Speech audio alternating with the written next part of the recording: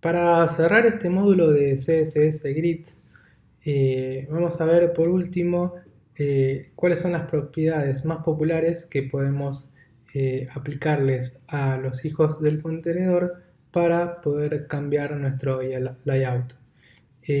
Vamos a ver tres ejemplos. El primer ejemplo, aplicar grid column, el segundo grid row y por último el grid area en una de las posibilidades que es nombrar los elementos para poder después usarlos al momento de crear el template. Bien, entonces vamos a empezar con grid column.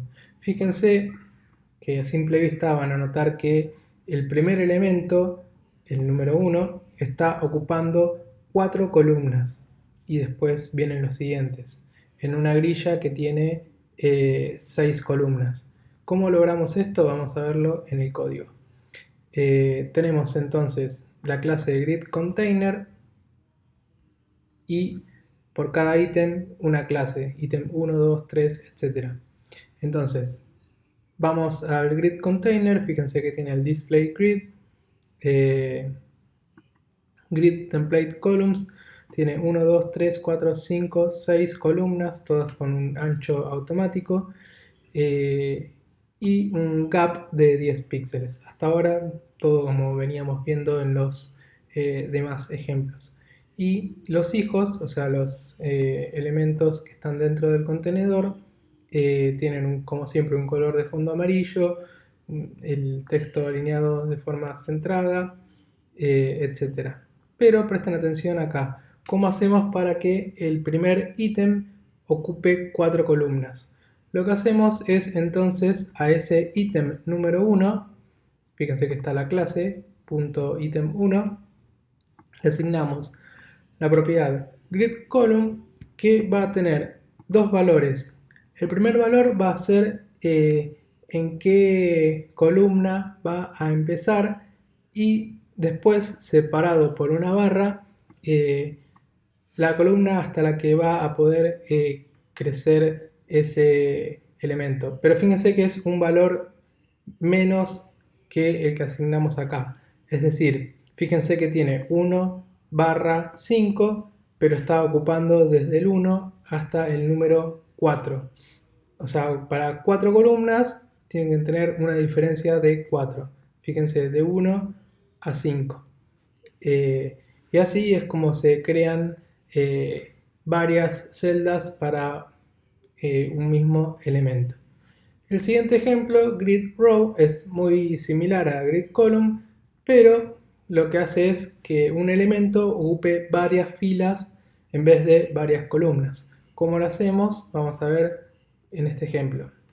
Tenemos grid container con la clase grid container 2 y fíjense que es todo igual, tiene 6 columnas, el gap de 10 píxeles, display grid y fíjense acá, el ítem número 1 tiene la propiedad gridRow y funciona igual que la propiedad gridColumn. Fíjense que arranca en la columna, en la fila número 1 y va a crecer hasta la número 3, porque ponemos, acuérdense siempre, es un número más de la cantidad en este caso, filas que queremos ocupar. Si queremos 3 filas, arrancando obviamente desde el número 1, va a ir de 1 a 4.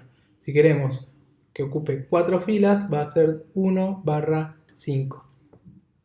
Bien, y ahora vamos a ver el último ejemplo, que sí quizás es el más interesante. La propiedad gridArea, que tiene varios tipos de implementaciones. Vamos a ver esta, que es quizás la que a mí más me sirve.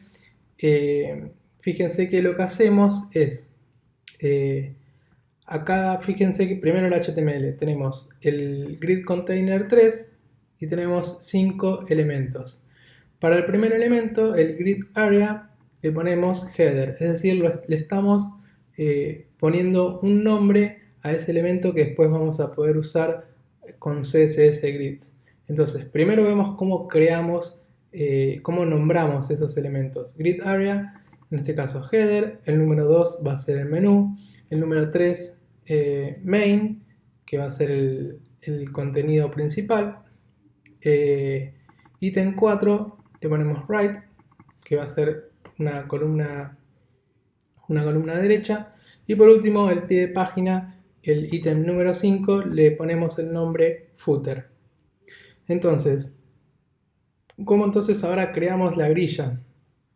Fíjense, tenemos el grid container número 3, display grid, y acá es donde utilizamos los nombres que asignamos con grid area a los elementos. Fíjense que es muy similar a cuando creamos el grid template columns. El grid template areas lo que hace es ponemos por cada columna qué área va a estar ocupada. Entonces, fíjense que esto trata de crear 1, 2, 3, 4, 5, 6 columnas. Las ponemos entre comillas. Luego el siguiente renglón va a ser una fila más y el siguiente va a ser otra fila más. Fíjense que tenemos en el primero son 6 headers, es decir, todo va a ser el header, en este caso la cabecera.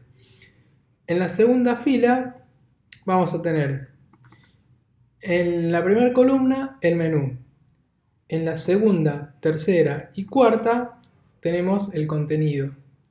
Y en la quinta y sexta el right, que era la columna derecha.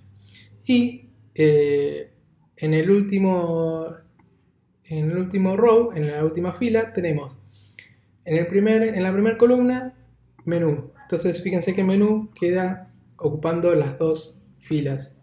Y luego tenemos por último el pie de página, el footer, que ocupa todo el resto de las columnas. Entonces nos termina generando el siguiente layout. Fíjense que tenemos la cabecera, a la izquierda un menú, en el centro, en la primera fila, perdón, en la segunda fila tenemos contenido y columna derecha, y por último en la tercera fila tenemos el pie de página.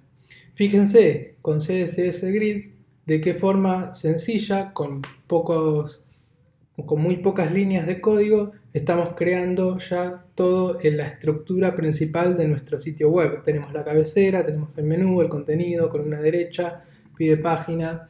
Esto con grids es súper simple, es súper rápido de crear, y cuando no existía esta propiedad era mucho más complicado si queríamos hacer con float left, con float right. En cambio con CSS Grids es todo mucho más simple y más adecuado, digamos, a lo que uno quiere crear, que es justamente este template de filas, columnas, etc. Así que bueno, con esto cerramos este módulo de CSS Grids. Espero que los ejemplos hayan quedado claros, y si igual tienen alguna consulta o pregunta en particular, la pueden dejar en los comentarios.